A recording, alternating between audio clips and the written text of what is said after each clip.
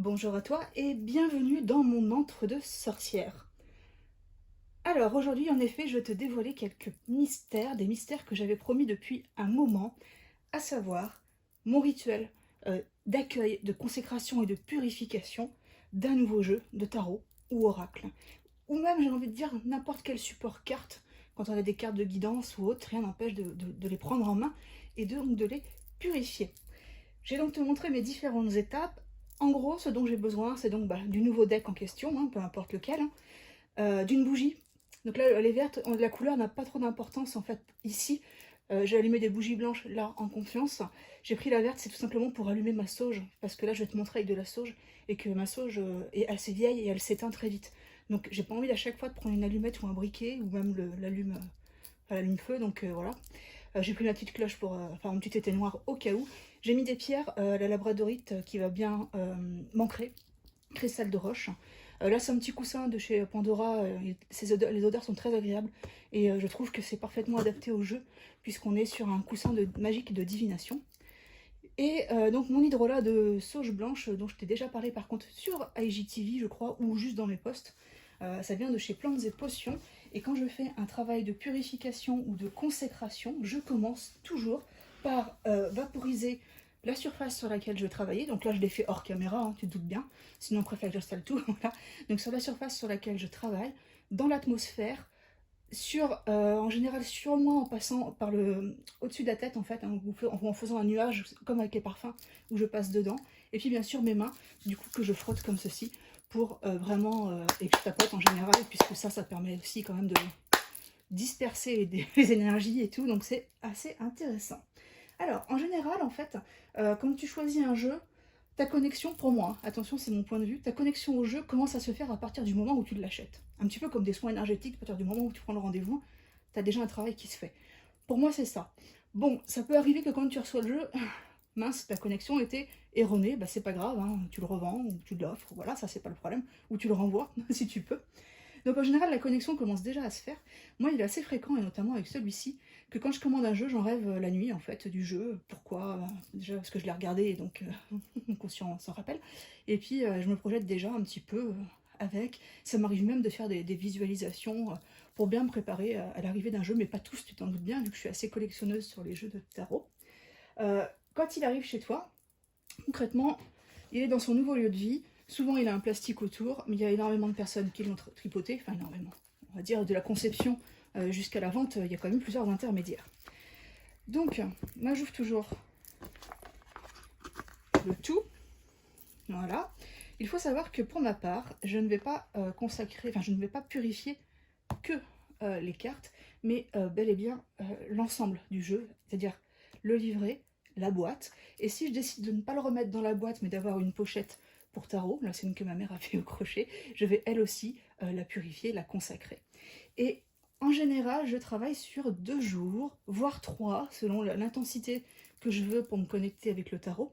Si c'est un jeu hyper simple où il n'y a pas besoin beaucoup de travail et d'être accroché au tarot, je fais tout d'un coup. Mais si je veux vraiment créer un lien très très profond avec un deck en particulier, bah, ça peut me prendre 3 jours, voire des fois je me connecte sur un mois, ou enfin voilà. Ça après, c'est à toi de décider comment tu veux prendre ton jeu en main. Alors j'ai pris des notes parce que sinon je m'éparpille. Voyons ce que j'avais à te dire. Alors, oui, c'est bien ça, en général. Bon là, celui-là, je l'ai remis dans l'ordre exprès. Non, je ne l'ai même pas déclassé en fait, ce qui n'est pas purifié, je l'ai juste regardé. En général, ce que je t'invite à faire en premier, c'est déjà, tu peux prendre connaissance du livret, voir comment il est fait, dans quel ordre sont placés les arcanes, s'il y a des illustrations ou pas. Tu peux lire quelques mots pour comprendre un petit peu le ton que l'auteur ou l'autrice a choisi. Et puis après, je t'invite vraiment à venir regarder les cartes une par une, en prenant le temps. Tu peux te mettre une petite musique zen, tu peux vraiment prendre tout le temps que tu veux, les regarder une par une pour mieux comprendre en fait de quoi il en retourne. Donc moi je fais ça en général avant de le purifier ou quand je le reçois, ça dépend. J'aime énormément prendre mon temps là-dessus. C'est-à-dire c'est quelque chose qui pour moi, on n'y passera jamais trop de temps puisque une carte, c'est une œuvre d'art. Et il y a énormément de symboles et de symbolismes et de choses à y voir. Et on ne voit pas tout en une seule fois. Et c'est bien de se l'approprier. Ensuite, en général, ce que je fais, c'est que je m'imprègne aussi un peu du dos. Bon là, il est très simple. Donc là, je vois que je peux travailler avec les cartes retournées ou pas.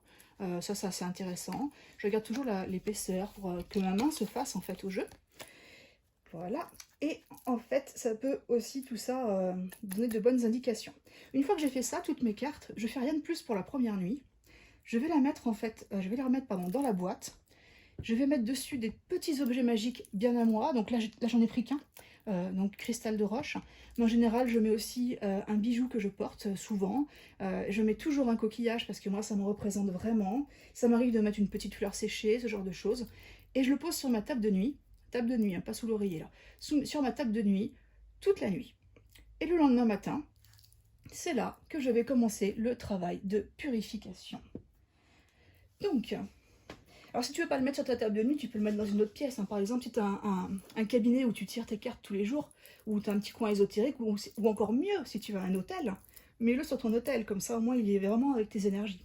Moi j'aime bien mettre sur la table de chevet parce qu'en général je rêve facilement avec, mais il y en a que je me laisse sur mon hôtel et non pas sur ma table de chevet. Il y en a des fois qui prennent trop de place, ou alors il y a des jeux qui sont quand même assez sombres et que je préfère mettre sur l'hôtel que dans ma chambre. Je parle beaucoup trop, mais en même temps, il y a toujours des choses à dire. Donc, le lendemain matin, quand je suis prête, j'allume une bougie blanche. Donc là, bon, comme j'ai dit, elle est verte, mais c'est juste pour la démonstration, puis j'ai une blanche qui est là-bas. Et la bougie, concrètement, elle va me servir à allumer mon hôtel, donc à appeler mes énergies.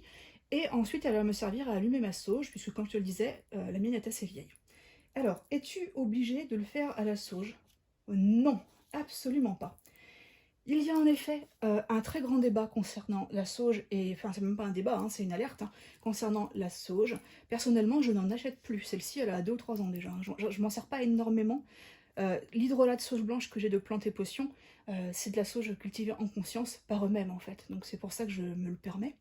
Et d'ailleurs, à chaque jour que j'ai purifié mon tarot, je reprends l'hydrolat. Donc la sauge n'est pas indispensable, moi je l'aime beaucoup. Tu peux prendre du Palo Santo, mais c'est quand même aussi assez problématique. Tu peux prendre autrement de l'encens de benjoin. Moi je trouve, benjoin, enfin, je sais jamais le prononcer. Je trouve que c'est pas mal. Ou un autre encens qui vraiment te parle. L'essentiel c'est que tu te sentes bien. Au pire tu prends du Nag Champa qui est complètement neutre au niveau des énergies. Hein. Enfin, je veux dire, il est passe-partout. Il faut vraiment que ce soit quelque chose qui te parle. Et il va y avoir quand même une certaine importance aussi à la visualisation. C'est-à-dire qu'il ne suffit pas de, de, de, de mettre de la sauge et puis mettre les cartes au-dessus. Il va falloir faire un travail, en tout cas ma méthode, un travail réel de visualisation à chaque carte et à chaque partie de ton deck. Donc, voilà, quand ça fume bien comme ça, eh bien c'est simple. Je vais prendre ceci et je vais passer 3 fois sur chaque et je pense mentalement, grâce à cela, je te purifie. Grâce à cela, je te purifie. Pourquoi 3? Je peux pas te dire, c'est comme ça chez moi. Tu peux faire plus, moins, tu peux, voilà, tu fais vraiment comme tu veux. Le but, c'est vraiment d'enfumer le truc et que tu visualises en fait que y a une lumière blanche qui vient purifier ton jeu. Tu visualises vraiment, tu poses vraiment ton intention de purification. Grâce à cela, ou grâce à ce geste, je te purifie. J'avais vu une vidéo sur YouTube d'une cartomancienne qui, elle, disait par cette action, je te purifie, ou par un truc comme ça. Vraiment, trouve ta phrase, ce qui te met à l'aise. Il n'y a pas de copyright sur une phrase comme ça. C'est chacun trouve, voilà. Donc je fais la boîte, comme tu peux te rendre compte, parce que je trouve ça important. Je vais faire la pochette aussi, puisque, voilà, je vais pas la faire en caméra, mais parce que, voilà, elle a servi. Quand je vois que ma sauge commence à s'éteindre, je reprends. Et puis, je vais faire pareil pour chaque carte. Alors oui, c'est un peu long. Je vais faire 3 fois ou 4, ou voilà, comme tu le sens. S'il y a une carte que tu as l'impression qu'elle a besoin de plus pour une raison X ou Y, c'est ton intuition, vas-y, fonce. Hein. Personne ne viendra te dire que tu as passé trop de temps avec ton tarot, au contraire. Et quand je fais ça, bon là je te parle, donc non, mais quand je fais ça, je m'imprègne aussi bien de la carte et je travaille un petit peu ma mémorisation des arcanes. Alors, mémorisation, mais aussi intuition. Parce que par exemple, tu vas savoir que telle carte te dit telle chose, mais il y a quand même des choses sur la carte. Et là, tu vois, je trouve que celle-ci, par exemple, elle est fascinante. Donc voilà, enfin, elles sont toutes fascinantes dans ce jeu. Donc, concrètement, je vais faire tout mon jeu comme ça. Je vais pas faire tout avec toi, ça n'a aucun intérêt. Sinon, on est là encore demain. Donc, je vais faire tout mon jeu. Et une fois qui... C'est long, hein, je suis d'accord avec toi. Tu as aussi, pardon, de l'encens d'oliban. J'ai oublié de te le dire, ça marche également. Si tes cartes ne glissent pas assez entre elles, Bon, là, c'est pas le cas, elle glisse très bien. Ce que je te recommande, c'est de faire dans un petit bol un mélange avec du talc, le talc le moins cher du supermarché, pas de problème, et de le mélanger à de l'encens de benjoin. Donc tu vas mettre ça ou d'oliban, tu vas mettre ça dans un petit bol, et tu vas laisser ce petit bol sur ton autel pendant allez, 7 jours, c'est l'idéal pour que l'encens ait bien imprégné le talc. Et tu vas... Alors ça, j'en avais parlé déjà sur IGTV, et même en post, et on m'avait dit « Waouh, on ne connaissait pas la technique, c'est vrai que c'est super pour faire glisser les cartes ». Tu vas, à l'issue des 7 jours, bien mélanger ton talc, et tu vas prendre un petit pinceau. Alors moi, je conseille les pinceaux éventail, soit de peintre, soit de maquilleur, et tu vas en fait badigeonner tes cartes avec le talc, tout simplement, tapoter pour enlever l'excédent, et tu verras qu'une fois que tu auras fait tout ton deck, les cartes glisseront beaucoup mieux. C'est aussi une méthode de consécration traditionnelle du tarot. Après, la méthode de consécration traditionnelle vraiment du tarot, mais je parle vraiment divinatoire, hein. Souvent, on va avoir un classement à faire dans les arcanes et tout ça. Moi, je prends le temps de regarder dans quel ordre sont placés mes mineurs, surtout, pour mieux comprendre le jeu. Mais je t'avoue que je ne fais pas un classement spécifique pour le ranger. Voilà, ça c'est une question de choix. Donc, voilà. Pour tout ce qui est intention ou autre, si tu n'es pas trop à l'aise, tu peux, au moment où tu allumes ta bougie avant la consécration, purification du jeu, énoncer à haute voix ton but. Je suis là parce que je veux purifier mon jeu, par exemple. C'est quelque chose vraiment, il faut que tu sois à l'aise avec ça. Ensuite, moi ce que j'aime énormément faire quand c'est purifié, c'est prendre mon jeu. Alors je le bats plein de fois, bien sûr, je le bats, je le mélange. Mais avant de battre et de mélanger, j'aime bien en fait le prendre entre mes deux mains, bien respirer, me concentrer, faire le vide, me réancrer, et je pose alors mes intentions sur le deck. C'est-à-dire comment je veux travailler avec ce jeu-là. Alors attention, le jeu n'est pas obligé de t'obéir, hein. Peut-être que tu vas demander des trucs cool et que lui va être plus shadow work. C'est tout à fait possible. Mais tu peux quand même poser tes intentions de travail en commun. C'est très personnel, donc ça, c'est à toi de le formuler. L'essentiel, c'est vraiment que tu transmettes cette intention, que tu la poses fermement. Et c'est ensuite que, une fois que le jeu est purifié, je vais passer une autre nuit avec, et cette fois-ci, si possible, sous l'oreiller, ou si tu es seul dans ton lit, sous l'oreiller du voisin, ou sur ta table de chevet. Mais cette fois, je vais le mettre vraiment dans le petit pochon que j'ai prévu d'utiliser, et avec, moi je mets beaucoup de coquillages, et je pose l'intention avant de dormir de créer un lien nocturne avec le jeu s'il a un message à me transmettre. Des fois t'as rien, des fois t'as plein de choses, c'est vraiment personnel. Donc, on a fini pour ce qui est de l'épisode, on va dire, purification, avec donc la sauge, c'est simple, c'est long, mais c'est simple. On va donc après, pour comment dire, la prise en main. En général, quand je veux travailler réellement, faire un tirage réellement avec un jeu, j'allume donc mon autel, j'ai purifié les lieux avant, j'allume mon autel, je prends le temps pareil de me concentrer au jeu. Je vais ensuite le prendre et le placer devant mon chakra du troisième œil à quelques centimètres et visualiser une connexion qui se fait entre le chakra troisième œil et le deck. Je vais faire la même chose avec le chakra coronal. Pas toujours, mais voilà. Là, celui-là, tu vois, c'est bête à dire, mais il est sur le thème des oiseaux, il est sur le thème donc des plumes. Là, le chakra coronal, pour moi, il est indispensable. C'est au ressenti. Si tu veux le mettre sur ton chakra racine, tu peux aussi, enfin vraiment comme tu veux.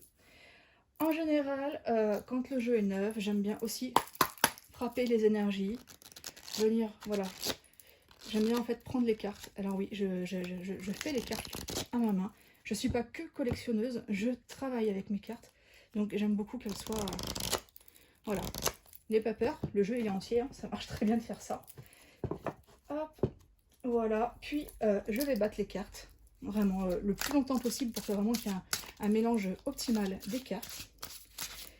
Et c'est à ce moment-là que je vais passer au tirage de connexion, en fait, à ce jeu. Donc concrètement, le tirage de connexion, tu peux le faire en 6 cartes. Il m'arrive de le faire en 8 si les 6 premières ne m'ont pas parlé assez. Donc la carte 1, ça va être de demander au jeu de se présenter. Donc là, j'ai pas fait j'ai pas vraiment battu les cartes, c'est voilà. Mais il se présente sous les traits donc, du roi de coupe, donc tu peux aller dans tes informations après pour ça. La carte 2, je le mettrai en barre d'infos. La carte 2, c'est quel est ton point fort, donc demander au tarot quel est son point fort. La carte 3, quel est son point faible, hein, parce que c'est important également de le savoir. La carte 4, ça va être de lui demander comment travailler ensemble. Et la carte 5, ça va être dans quel domaine vas-tu le plus me guider? Alors peut-être que ton tarot, il va être vraiment comment dire, spécialisé sur le... comment je vais y arriver. Sur le travail, d'autres qui vont être spécialisés sur le relationnel, enfin vraiment, c'est vraiment lui qui va te parler. La carte 6, c'est donc quelle va être notre relation. Donc quel lien peux-tu espérer créer avec ce tarot? Est-ce que ça va être un tarot du quotidien? Est-ce que ça va être un tarot de temps en temps? Est-ce qu'il va te mettre des claques? Est-ce qu'il va au contraire te cajoler? Enfin vraiment, tu vas avoir des réponses là-dessus. Et si jamais ça ne te parle pas assez, tu peux donc rajouter les cartes 7 et 8. La carte 7, ça va être qu'est-ce qui bloque en fait, quels sont mes blocages à l'heure actuelle et comment m'en libérer. Là, tu travailles déjà dans le jeu, donc les blocages et se libérer des blocages, c'est en relation avec le travail que vous allez faire ensemble. Donc là, c'est un deck, enfin un spread, pardon, un étalement qui est assez simple. Bien sûr, libre à toi de le personnaliser, de le faire autrement, de le développer, de prendre tout le temps que tu veux. C'est vraiment des étapes qui te sont personnelles. Voilà comment moi je procède en tout cas. Une fois que j'ai fait ça, je consigne tout avec la date, l'heure et la phase de lunaison euh, dans mon tarot journal. Je trouve ça très important. Ça m'arrive aussi de mettre un petit post-it à l'intérieur du livret ou dans la boîte avec un résumé en fait. Il y en a qui écrivent directement, moi j'aime pas, mais je mets un petit papier dedans, voilà, tu fais comme tu veux. L'essentiel c'est de garder une trace parce que tu verras que peut-être que ce que ton tarot va te dire, tu vas l'oublier très vite. Peut-être que même dès le lendemain, tu sauras plus si tu as dit qu'elle allait parler de travail, de relationnel ou autre. Et puis en fait, tu joues, enfin tu joues. Tu pratiques avec lui, puis tu te rends compte que bah, il t'avait tout dit. En fait, il t'avait bien dit ce qu'il allait te donner comme travail. Donc ça, c'est assez intéressant. Je vais terminer par des petites alternatives. J'essaie quand même de me dépêcher parce que la vidéo est déjà longue. Les petites alternatives sont sur comment purifier si t'as pas envie de le faire avec de la sauge ou quoi que ce soit qui s'allume. Je conseille quand même d'allumer une bougie. Moi, je suis pyrophobe et j'arrive à le faire, mais si tu n'arrives pas, allume une bougie LED hein, si t'as peur. C'est l'intention qui est déjà là. Alors c'est sûr que ça fera pas la même chose, ça je vais pas te mentir, il n'y a pas la même action magique, mais il y a quand même ton pouvoir d'intention. Et tu peux faire, si tu es sorcière et tu as l'habitude de ça, une consécration aux 4 éléments. Je t'avoue que moi je le fais régulièrement, 4 éléments. Alors curieusement, je le fais rarement pour les oracles, mais je le fais beaucoup pour les tarots. Les tarots, ouais. Les tarots avec lesquels je vais établir un lien personnel et que je vais utiliser que pour moi et non pas pour des consultants ou des amis ou autres. Donc là, après, c'est une question de choix personnel, encore une fois. Et puis, donc tu peux prendre enfin, remplacer donc, par les 4 éléments. Tu as aussi le foin odorant qui fonctionne pas mal. Tu peux également purifier au sel, mais bien sûr avec un contact indirect. C'est-à-dire que dans ces cas-là, moi ce que je fais, c'est que j'enroule un linge en fait autour de un torchon assez épais quand même. Alors pas forcément enroulé, mais au moins là où ça va avoir le contact, un chiffon, un torchon assez épais. Je mets en dessous des feuilles d'essuie-tout, assez épais, hein, parce que le but c'est pas que le sel vienne bousiller ton deck. Tu peux mettre du film plastique si tu veux aussi. Hein. Et puis donc je peux laisser toute la nuit sur le bol de gros sel. C'est pas la méthode que je préfère, mais bon, voilà, ça c'est chacun ses choses, ses trucs, pardon. Les pierres, bah donc comme je te l'ai dit, pour moi ils sont un petit peu les gardiens de mon deck, et c'est pour ça que la nuit je mets des pierres avec. J'aime bien mettre de l'œil de tigre, du cristal de roche, de la labradorite, enfin ça va être vraiment au ressenti. T'as la turquoise et le lapis lazuli aussi qui sont sympas. Et j'aime bien offrir à chacun de mes jeux, quand je le peux, un petit sachet que je fabrique et que je consacre, avec ses cristaux à lui, selon mon ressenti, et ses herbes à lui, toujours selon mon intuition. Et ce petit sachet, bah, je le laisse en fait dans la pochette de tarot. Là, je ne l'ai pas encore fait pour celui-là, puisque je ne me suis pas encore connectée réellement.